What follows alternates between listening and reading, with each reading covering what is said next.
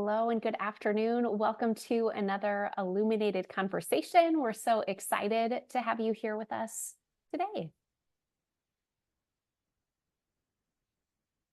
Give it a moment for people to join in here as we're at the bottom of the hour. Good to see some familiar names. Feel free to drop into the chat where you're joining us from. And as we get started here, any questions you have related to the topic today? Although Megan and I are going to be sharing some insights and information, we certainly want to be able to field any questions, comments, or experiences you have that can really enrich our environment here today. We believe a lot in the ability to co-create these learning environments and knowing the collective wisdom we have in this virtual space here today.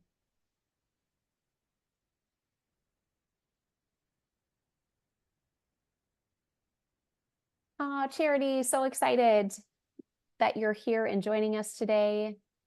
Awesome.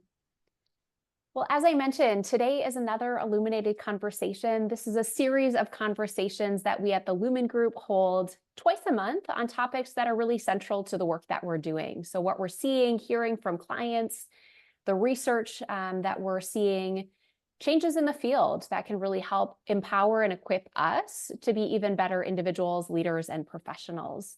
And today, the conversation is really going to be around this power of micro strategies to reduce stress for ourselves and our teams. So we'll be sharing how, at times, maybe some of the typical recommendations, gathering more knowledge, skills, doing another meditation. While those recommendations can be really helpful, we want to share another way that we think about or approach this idea of stress management and well-being in the workplace.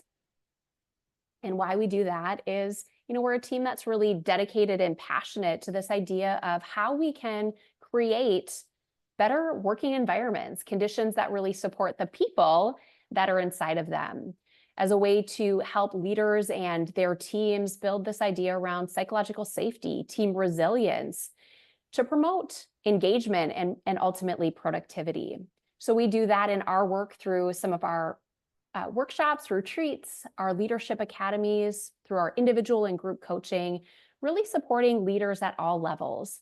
And taking that approach that's more human-centered in nature, because we draw on the philosophies and the sciences of biology, neuroscience, and psychology to really inform not only what we teach, but the way in which we teach it. So I'm Dr. Emily Hedberg. I'm a senior consultant here at the Lumen Group, and today we're joined by our founder and president, Dr. Megan Broger. And then to also highlight some wonderful team members we have as well, Donnie Hobbs, Danielle Simmons, who really support and engage in this work as well. As I mentioned, here at the Lumen Group, we take a bit of a different approach to the work that we do, really grounded in our philosophy of centered leadership, this belief that in order for us to be effective in how we engage, communicate, and ultimately contribute to the workplace that we're in, we as individuals need to be centered and grounded from a nervous system regulation perspective, so that when we're more grounded, we're able to pull in our knowledge and skills and abilities in how we engage and create the environments that we're a part of. And when we don't do this, or when we find ourselves to be out of range or off center, is where we can encounter challenges around our ability to make effective decisions, to communicate in a way that's going to be optimal, or to handle conflict in a way that's going to be conducive to a productive conversation and moving things forward. So helping leaders to really practice and get a better sense of their nervous system so that they can utilize some of these skills and techniques that we teach. So as part of that and part of our Illuminated Conversations, we like to give that opportunity to experience some of these micro strategies or techniques that we can really share with you all. In the past, that has looked like things like practicing some breathing techniques, maybe that mindful awareness of the moment, doing some visualization type exercises that help us to really calm and ground back in. Often those are seen as more, ways that we find stillness or calmness in our minds and our bodies. Sometimes though, when we check in with ourselves, we can often find that maybe it actually feels good to maybe have some movement. Maybe I need to get up and move around or go outside. So today we're going to embrace that a little bit. And I promise, despite the image that is on the screen, we are not going to do mindful dance, although, it could be your invitation if that sounds or feels good in your body, to certainly go for that. But what I'm going to invite us to do is, you can do this seated. If it feels better for you to stand up, feel free to do this exercise. But we're going to start, and I'm going to have you interlace your fingers, and we're just going to do some simple wrist rolls. You could choose to go in the same direction. I'm going to alternate directions because that feels good. Again, when we sit in front of the screen or we're typing all day, sometimes our body just needs to get a little movement, mobility, flexibility. And you can take a moment and just let your wrists move and flow. Might feel good to just hold and stretch that. Feel that. Yeah, right? I was doing a lot of writing yesterday, so my right side is a little bit tighter than the left, and you might notice some of those things as you're checking in and having that awareness. And then if it feels good, you can go ahead and put your arms overhead, do a little goal post. If you're finding maybe that upward mobility is not feeling comfortable, you could do just some simple shoulder rolls back and forth. Some forward movement. Oh, that feels good too. For a lot of us, especially those at our desk and computer, we don't always have the best posture or find ourselves in a stationary position for long periods of time. So just opening that up, and even just shaking out your hands. There's this practice that we can get into and are really good, although it might look a little bit silly, this idea of just shaking out some of that energy. If you've ever had maybe a uncomfortable conversation or a meeting that just didn't go well, you can just kind of shake it off. And you can also feel free to do that with your lower body if you want to move your ankles around or just simply shake your legs and feet as a way to discharge maybe some of that energy or just build some different momentum in your body. 30 seconds, a minute can have just such an impact. I'm also already noticing my posture is a little bit better, probably because I'm aware of it and we're on camera, but also just that more of that openness. Yeah. And it felt good to shake it off. Did. What did you notice, Megan? That's exactly what I noticed. I continue to be surprised as, we as an organization are trying to intentionally build these into our workflows and in a variety of different ways, as well as educate and discuss with our clients about the benefits of just these kind of micro breaks. And we're going to talk a little bit more about that in this conversation. But I'm always just so struck by how powerful it is, like you said, just to stop and check in. I think our body gives us a lot of information, and sometimes we're so busy cognitively in the work that we're doing that we don't hear some of those needs, like, yeah, you got to get up, or you've only been breathing from here up for the last 3 hours. Take a deep breath, fill that diaphragm. So just that ability to pause and check in, I think in and of itself is just so powerful and important. And we'd love to hear from you all who are on the call here today. Drop into the chat what you noticed or observed. We like to share a variety of different exercises and strategies, just knowing that some things might work for me, but they may not work or be beneficial to Megan. So the more that we can expand what some of those practices might look like or feel like, we can start to get a sense of what feels calming in our body, what helps us to ground and ultimately to center, which is the goal of those exercises. So thanks for your willingness to engage in those here today. So as we shift into this conversation around micro strategies that can impact or create macro results, this idea of how we start to shift our experience of workplace stress. And we wholeheartedly believe in really the benefits of that holistic perspective, providing information, training techniques. Again, this is part of our signature offering and some of the workshops that we host. But we often hear that, yeah, I've learned these things before. Yes, I know I should be doing XYZ. I should be exercising. I should be eating better. All of these things that help us to manage stress differently. And while those things can be really beneficial, again, today we're going to maybe offer some different ways that we can think about stress mitigation and ways to really address that. things that can actually shift the environment or those cycles of stressors to create some more lasting or sustainable changes. And again, that's what we're really passionate about at helping individuals and teams shift, is this idea of how can we support people and the work that they're doing.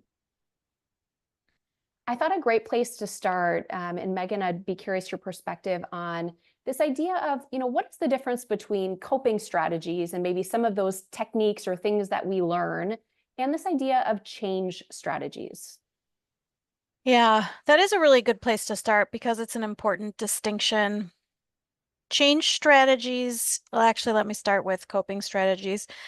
Coping strategies are really more about managing some of the symptoms of stress, and often those are things that we do at the individual level. So they're techniques aimed at helping us manage or reduce that nervous system activation, the physiological, emotional, and cognitive experiences of stress. And that is something that we can do for ourselves, but it is just for ourselves. It doesn't necessarily have an impact on the environment or on the system. Mm, Change strategies are a little bit bigger in terms of the intent being around trying to address the root cause of the stressor. So we've talked about this before in this series, and I'll just make this distinction again too, that there is a difference between our stress response and stressors. So our stress response is something, again, that we feel internally, kind of individually, and stressors are those things in our environments mm, that can trigger that stress response.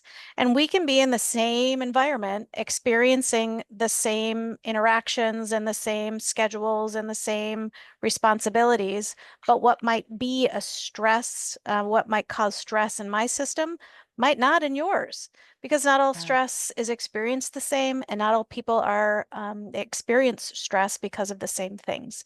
So again, we think about coping strategies are those things that people can use individually to help manage Mm, those symptoms of stress, and change strategies are things happening either at the team or the organizational level to get at more of that systemic, sometimes systemic root cause or causes yeah. of those stressors. And I think that's important to differentiate too, because it really highlights the importance of both. Mm-hmm. And that this is going to be different individual to individual based on our Yep. own nervous systems, our own experiences, how I view it or my take on it, how that might impact me versus how that might impact you, Megan. Mm-hmm. Yep. Yeah, Charity, that's a great perspective. Coping Absolutely. is more reactive, where change management is being proactive. We can Mm-hmm. acknowledge that root cause and change things, hopefully for the better in the future. And Mm-hmm. that training, yeah, it's important that we really align on the vocabulary. So we all have a shared understanding, but that shared language can be really helpful as we're engaging with others on our team or individuals, especially at that organizational level. So yeah, great distinction we're seeing there in the chat.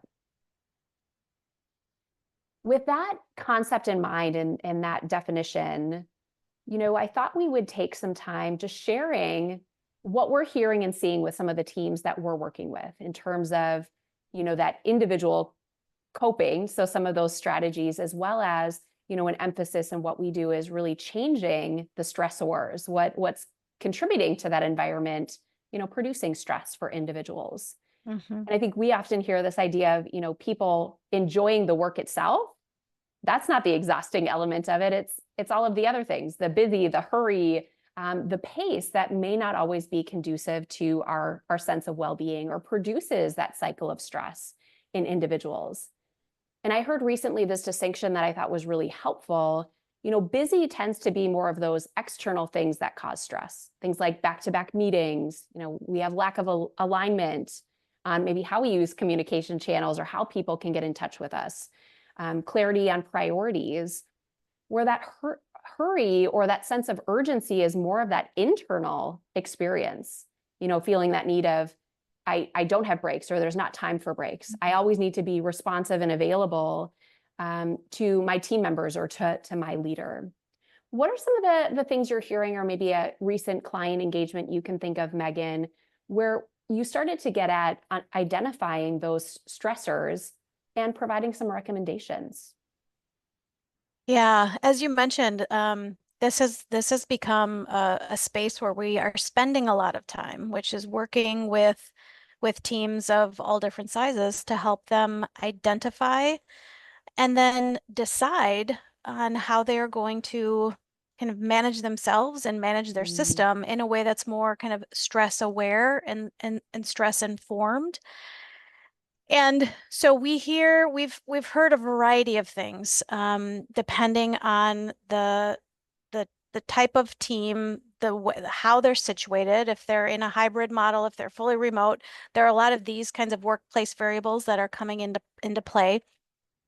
But what we are discovering, and what the title of this conversation really is about, is leveraging this idea of micro strategies for macro results. And what we mean by that, and what we're seeing with our clients, is we can have a belief that things need to change drastically in mm, order for us to feel better, in order for the team to function better, in order for things to be calmer, more efficient, more clear. And while sometimes large scale overhauls can have that impact, what we're calling micro strategies can do the same thing. And what we mean by that are these smaller, very actionable and measurable steps that an individual or a team can take kind of day in and day out, that when done consistently can mm, lead to really significant impacts. So a couple of those examples come to mind. One is a team decided that simply saying good morning to one another was a strategy that they were going to put into practice, because being greeted, being asked how their morning is going, just having somebody smile at them when they mm, step into the physical workspace, because they're not there 100% of the time anymore. And so, how do we really leverage the opportunity to be in that community and to have that connection as a way of helping to address some isolation, and some mm, distance, and even some stress around, I'm not sure if this person knows what I'm doing or who I am. And so it's just this opportunity to kind of create some space for humanness, with a simple good morning and a how are you doing? That's something that's a micro strategy. Another example is a Well, I'm gonna team. I'm Yeah, going to interrupt real quick, Megan, and we'll get to the other example. But I think what's striking about that is, and I even found myself when you said just that simplicity of saying good morning, almost to dismiss that, like, yeah. oh, I mean, yeah, I guess, but what impact is that really going to have? I'm curious, what have you heard or noticed in with that team in particular? What's been the impact of even just something as simple as that, and something that again you can commit to long term? Yeah. Thanks for interrupting because I think that is a really important piece. And you're absolutely right. Like, okay, good morning is a micro strategy. In this case, with this particular team, there had been some ongoing and rather significant disruption in terms Mm, of conflict and tension, disagreements and confusion. And so, in order for them to get to the point where they were able to have more direct conversations around their communication patterns, how they step into and negotiate disagreements and conflicts that they're having, they needed to go way back to the beginning mm, and really get to know each other as humans. Because if we don't, and this is something that we're seeing in a variety of different ways, I know you have as well, in a lot of our client engagements, is that whether it's the result of the pandemic, probably, or many other stressors as well, we have a lot of people are feeling like they've kind of their social connection muscles have mm, atrophied. yeah. And we were kind of in our own little islands, in our own little bubbles doing our work.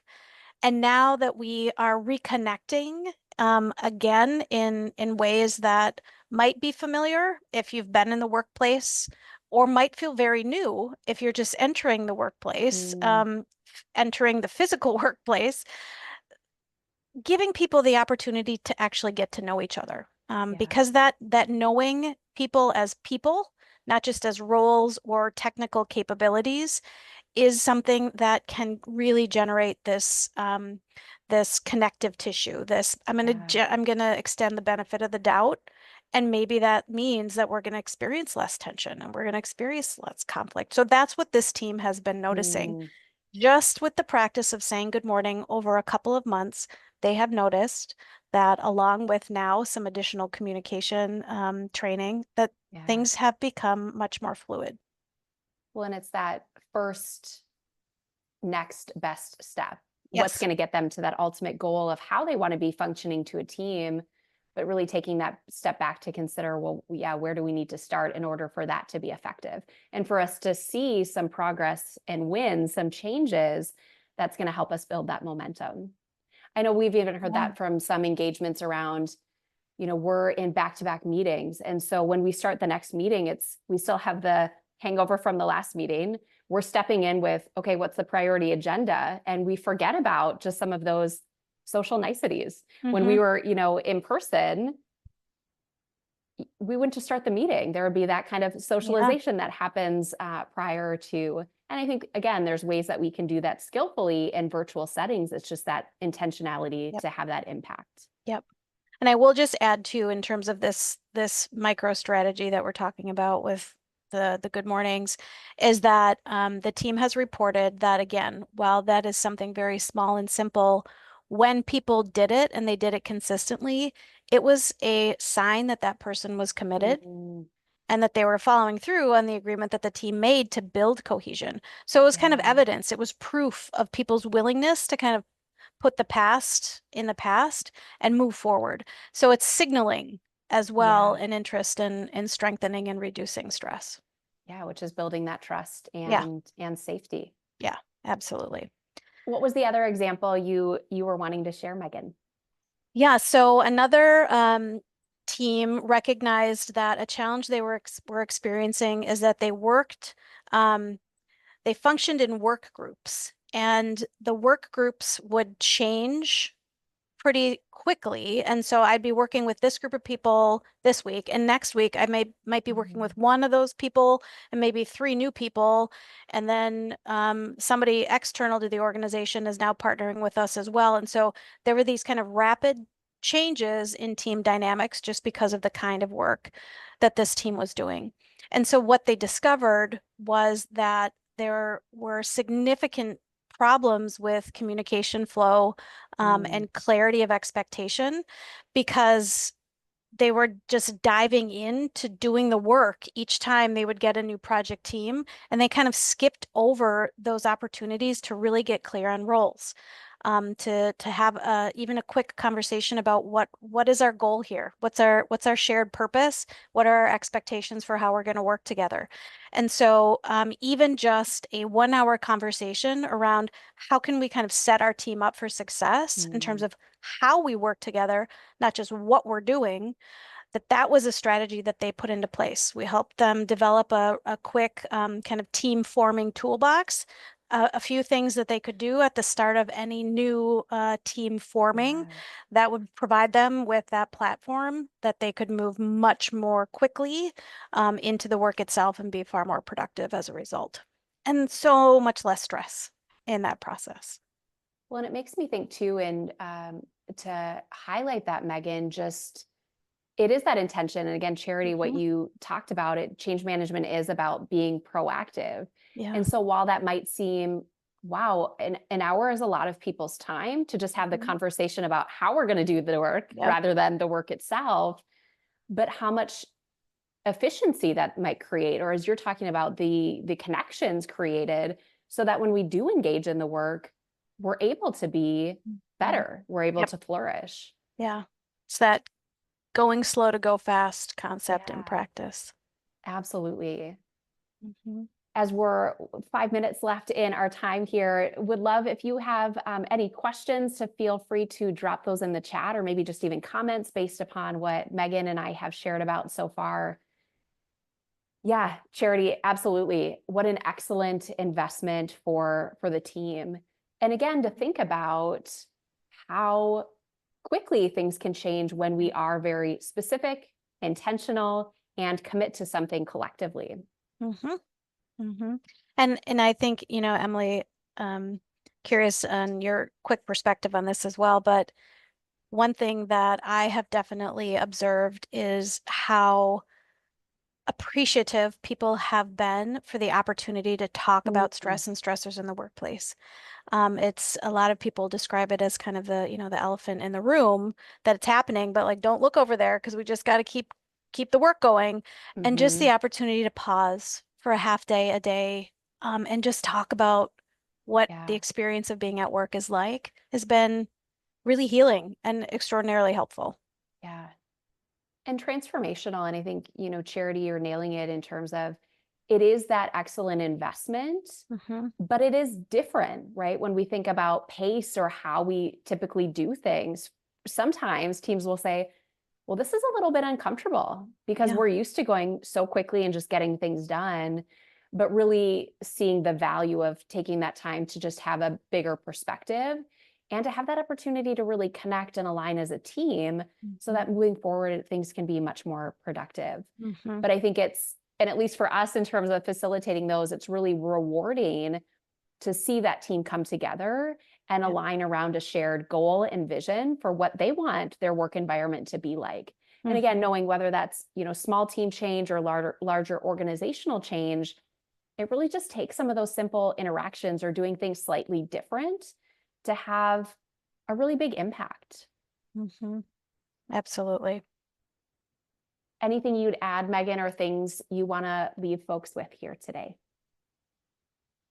I'll just real quickly add that I saw on LinkedIn today Dr. Susan David, who's a Harvard Mm, Medical School psychologist, and she created the concept of emotional agility. And so it's this idea of being able to kind of recognize our emotions, use them as information, and then adapt so that we can be as productive as yeah. possible. She posted something on LinkedIn that just said, humaning is hard. Just use this as an opportunity to pause, to connect with yourself, and to see what you need. And I think that's when, we've talked about some micro strategies at the team level, but I just encourage those of you on here today to think about what are some of your own micro strategies that you can kind of go back to or put some more energy into, whether it's I'm going to just kind of step into each of my next meetings, especially if they're back to back, with just allowing myself to kind of be quiet for a minute and take some deep breaths and allow my brain to transition into this new meeting. There's so many ways that we can invite ourselves to Mm. slow down throughout the day. And it doesn't need to be a 15-minute break or a 1 hour lunch or a yoga class after work. It can be these small intentional check-ins with ourselves day in and day out. And that can have a really huge impact. When I was just sharing today to Megan of this idea, I love the sentiments of that because these are things we can do for ourselves that can benefit ourselves and certainly those around us. But often I find when I engage these strategies throughout the course of the day, I actually have the energy to, go do that yoga class Yeah. or, have fun with my family or, fuel my body with nutrition in a way that's different. I don't know about you all, but I don't stress eat broccoli. Like Hmm. when we can engage in these things that at the end of our workday, we can feel engaged and fulfilled and hopefully drained in the right way, right? Because Yeah. it was a really good day. And so I think it's important to remember that, yeah, maybe even if you want to drop into the chat some accountability, what's one strategy you're going to take with you from the conversation today or something is beneficial for you, and apply that going forward. And I'll just also highlight and invite you all to our August series of Illuminated Conversations. Megan maybe gave a little bit of a snapshot. We'll be talking about this idea of stress and team connection and the power of micro connections, those micro moments that we can really engage and connect and build cohesion with ourselves, our teams, and those around us. If you scan the little QR code in the bottom, that'll bring you to our LinkedIn page. Feel free to follow us. That's where we post these live events and information for you to join and get registered there. But we so appreciate you joining us here today. Again, feel free to reach out, share your thoughts, ideas. It's always a pleasure when we get to hear from folks and hear how some of the content or information is resonating or how they're applying it with their team. Or if you have challenges and how to apply that with your team, we're certainly here to consult and give perspective as well. But I hope you all have a great rest of your day. Take care. Thanks for coming, everyone. Take care. Yeah, thank you so much.